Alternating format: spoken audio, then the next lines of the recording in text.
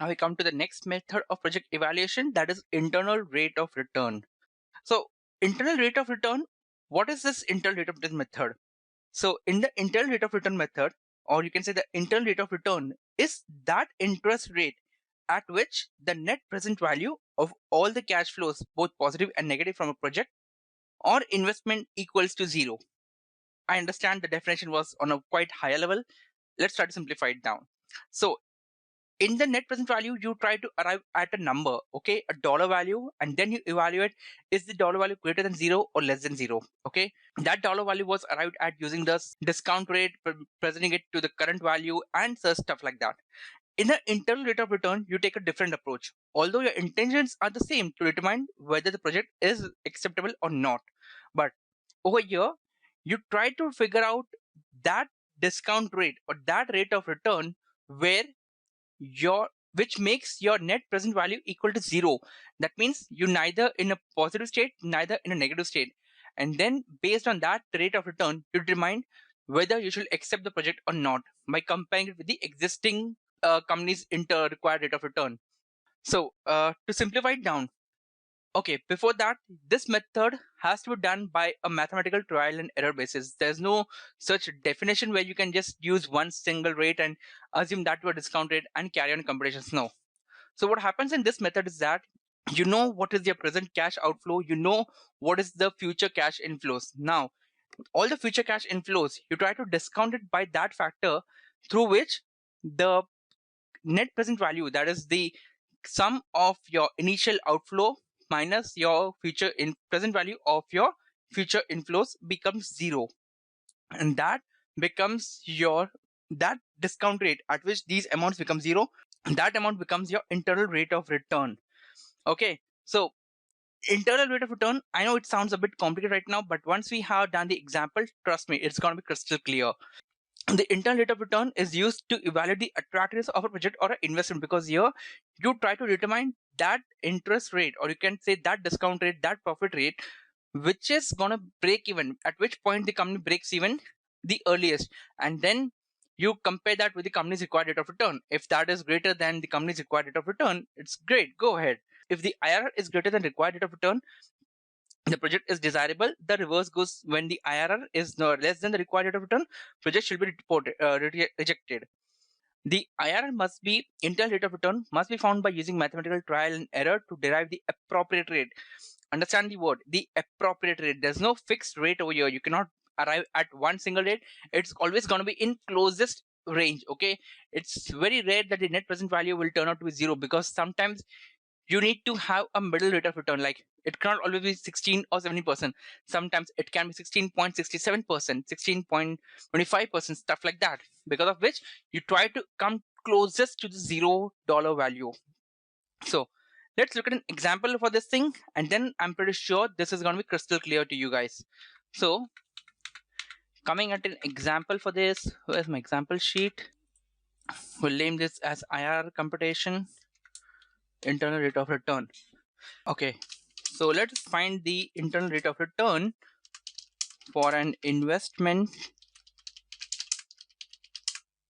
having an initial cash outflow of let's say $212,000. Okay, then we have the cash out inflows during first, second, third, fourth year, first to fourth year, as mentioned below, right? For the first year, it's supposed to be 65,000 approximately, $65,000. For the second year, it would be somewhere around let's say $96,000. 96,000. For the third year, we'll put it somewhere around $73,000. Fourth year, it's gonna be $55,500. Now, I already derived the net present value computation for these on various interest rates, and I've used the same formula, same template over here. Okay, so let us say, I mean, I do know the answers. I'm just trying to explain to you what the psychology was in approaching to the solution.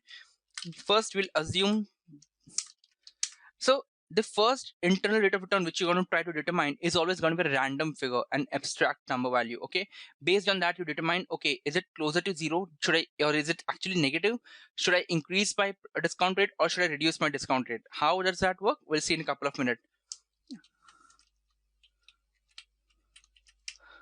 Assume that the R, or you can say the discount rate, is 10%. Okay, I'll just show you how the 10% discount rate works over here. We'll use the same template for time being. Just hold on a minute, guys. We're just done with the formatting ASAP, and we'll quickly jump to the solution. Okay, so the initial outflow is 212,000, right? So it's going to be 212,000, and now we're going to use the discount rate at 10%, discount get cash flow at 10%. We just need this amount here, from the present value tables. Where is my present value here? Okay, for 10% for the first year, it's 0.9091. So this is going to be 0.9091. For the second year, it's 0.8264. So it's going to be 0.8264. Third year, it's going to be 7513, 0.7513. For the last year, it's fourth year, it's going to be 0.6830, 0.6830, right? So here you have the net present value coming up to present value. As you can see, this is far beyond zero. Okay, that means that the 10% hurdle rate which we have taken is very less. We need to increase our discount rate factor to reduce the discounted cash flow. The logic behind is that the higher your discount rate, the higher your expected rate of return, your present value of that future cash flow starts reducing. Okay, so $1 discounted, or you can say $1 discounted at 10% today will be something, for first year will be 90 cents precisely.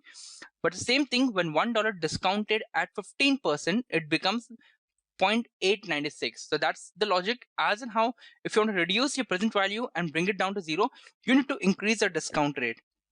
With the same logic, now at various discount rates, at a discount rate of 13%, we just try to evaluate the whole thing rather than just putting up abstract values, right?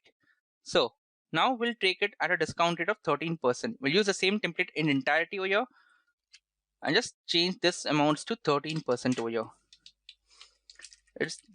I mean, if you observe this one thing, if you have the Excel templates of the formulas, it becomes quite easy to change the figures and quickly, guess the answers. And you in fact have the internal rate of returns templates of Excel available in Google. You can just Google it out and get the templates to solve. But mostly it's like finance stuff. I'll just try to give you a hands up on this thing. So it's better to use, but make sure with the operations of it. How does this work? I'll just get back. Okay.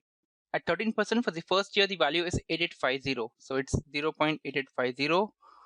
For the next year, it's 0.7831. 0.7831.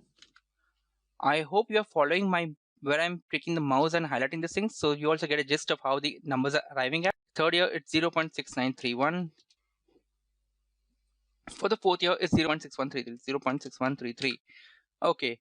If you can see over here, we are still far away from zero, although we reduced it drastically, but we still need to increase the discount rate further so that the amount goes to zero. The net present value comes to zero. Now let's increase it marginally. Let's say by just 1% over here. And now we'll put this amount as discount rate at 14%. Discounted cash flow at 14%. You just need to replace it with the dollar values over here. 0.8772 for the first year, 0.8772.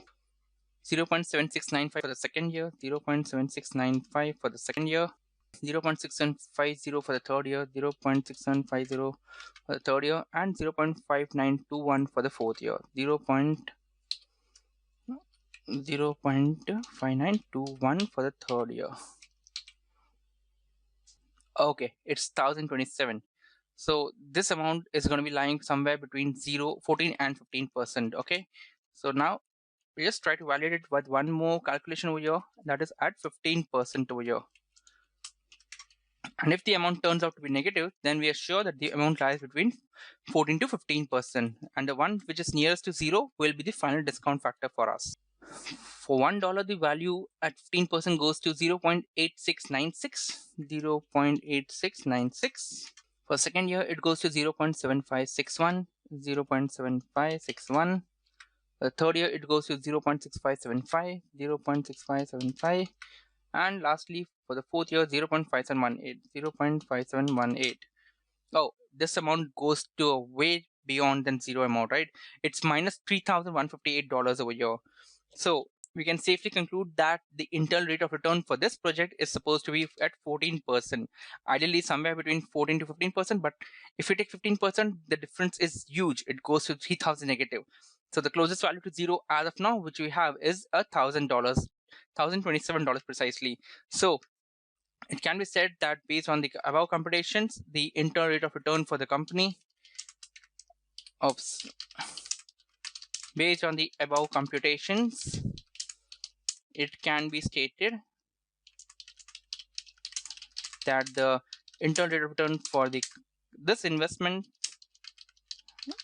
is approximately, always use the word approximately for IRR unless you have a precise zero net present value, 14%. Okay. I hope you got a clear clarity on this thing now, how the IRR works.